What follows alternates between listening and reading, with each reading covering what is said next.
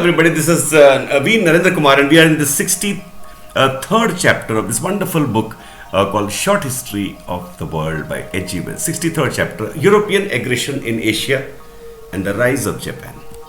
It is difficult to believe that any large number of people really accepted this headlong painting of the map of Africa in European colors as a permanent new settlement of the world's affairs. But it is the duty of the historian to record that it was so accepted. There was but a shallow historical background to the European mind in the 19th century and no habit of penetrating criticism. The quite temporary advantages that the mechanical revolution in the West had given the Europeans over the rest of the old world were regarded by people blankly ignorant of such events as the great Mongol conquests as evidences of a permanent and assured European leadership of mankind. They had no sense of the transferability of science and its fruits. They did not realize that Chinamen and Indians could carry on the work of research as ably as Frenchmen or Englishmen. They believed that there was some innate intellectual drive in the West and some innate indolence and conservatism in the East that assured the Europeans a world predominance forever. The consequence of this infatuation was that the various European foreign officers set themselves not merely to scramble with the British for the savage and undeveloped regions of the world's surface, but also to carve up the populous and civilized countries of Asia as though these people also were no more than raw material for exploitation. The inwardly precarious but outwardly splendid imperialism of the British ruling class in India and the extensive and profitable possessions of the Dutch in the East Indies filled the rival great powers with dreams of similar glories in Persia, in the disintegrating Ottoman Empire, and in further India, China, and Japan. In 1898, Germany seized Kiao Chau in China. Britain responded by seizing Weihai, and the next year the Russians took possession of Port Arthur. A flame of hatred for the Europeans swept through China.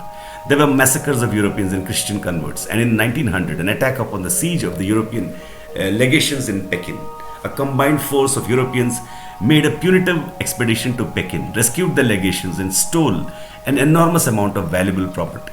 The Russians then seized Manchuria, and in 1904, the British invaded Tibet. But now a new power appeared in the struggle of the great powers, Japan. Hitherto, Japan has played but a small part in this history. Her secluded civilization has not contributed very largely to the general shaping of human destinies. She has received much, but she has given little.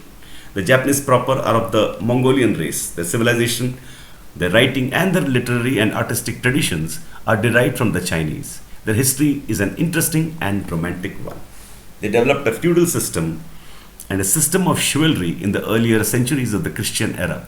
Their attacks upon Korea and China are an Eastern equivalent of the English wars in France.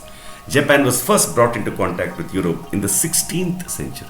In 1542, some Portuguese reached it in a Chinese junk, and in 1549, a Jesuit missionary, Francis Xavier, began his teaching there.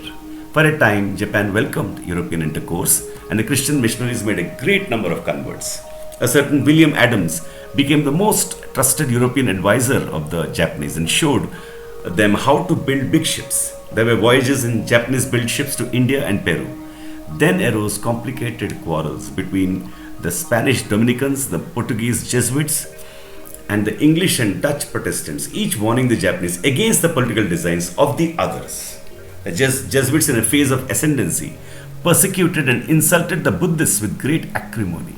In the end, the Japanese came to the conclusion that the Europeans were an intolerable nuisance, and that Catholic Christianity in particular was a mere cloak for the political dreams of the Pope and the Spanish monarchy.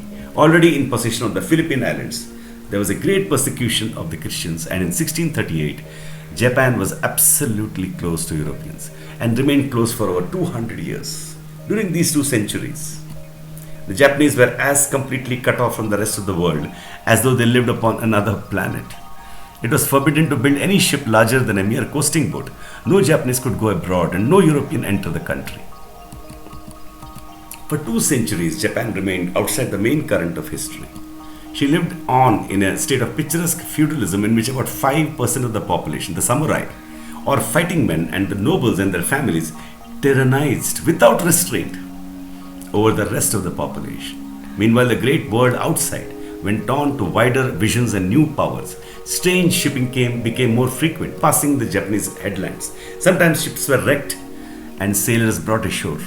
Through the Dutch settlement in the island of Deshima, their one link with the outer universe, came warnings that Japan was not keeping pace with the power of the Western world.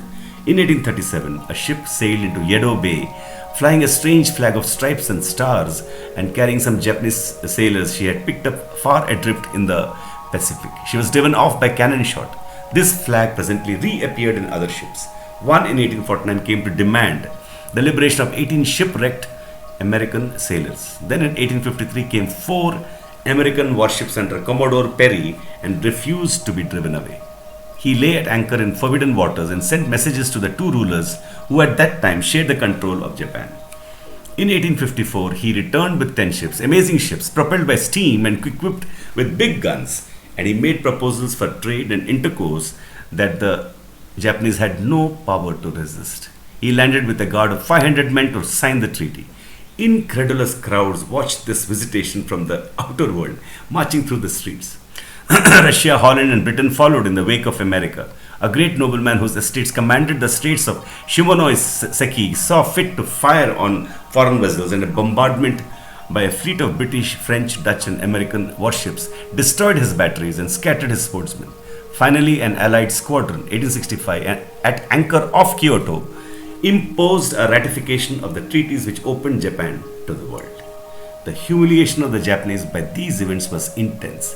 With astonishing energy and intelligence, they set themselves to bring their culture and organization to the level of the European powers. Never in all the history of mankind did a nation make such a stride as Japan then did. In 1866, she was a medieval people, a fantastic caricature of the extremist romantic feudalism. In 1899, hers was a completely westernized people, on a level with the most advanced European powers. She completely dispelled the persuasion that Asia was in some irrevocable way hopelessly behind Europe. She made all European progress seem sluggish by comparison. We cannot tell here in any detail of Japan's war with China in 1894 to 95. It demonstrated the extent of her westernization. She had an efficient westernized army and a small but sound fleet, but the significance of her renaissance, though it was appreciated by Britain and the United States, who were already treating her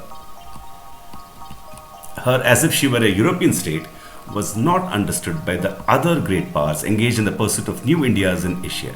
Russia was pushing down through Manchuria to Korea. France was already established far to the south in Tonkin and Annam. Germany was prowling hungrily on the lookout for some settlement. The 3 powers combined to prevent Japan reaping any fruits from the Chinese war. She was exhausted by the struggle, and they threatened her with war.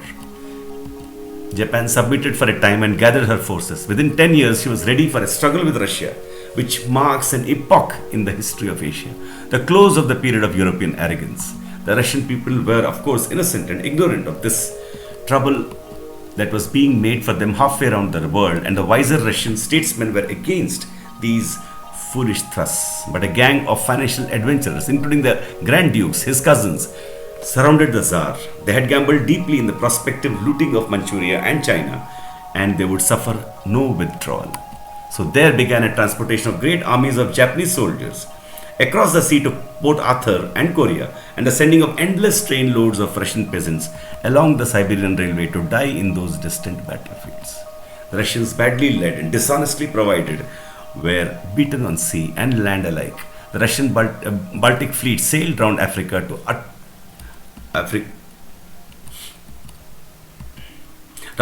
to be utterly destroyed in the straits of Tsushima. A revolutionary movement among the common people of Russia, infuriated by this remote and reasonless slaughter, obliged the Tsar to end the war. 1905. He returned the southern half of Sakhalin, which had been seized by Russia in 1875, evacuated Manchuria, resigned Korea to Japan.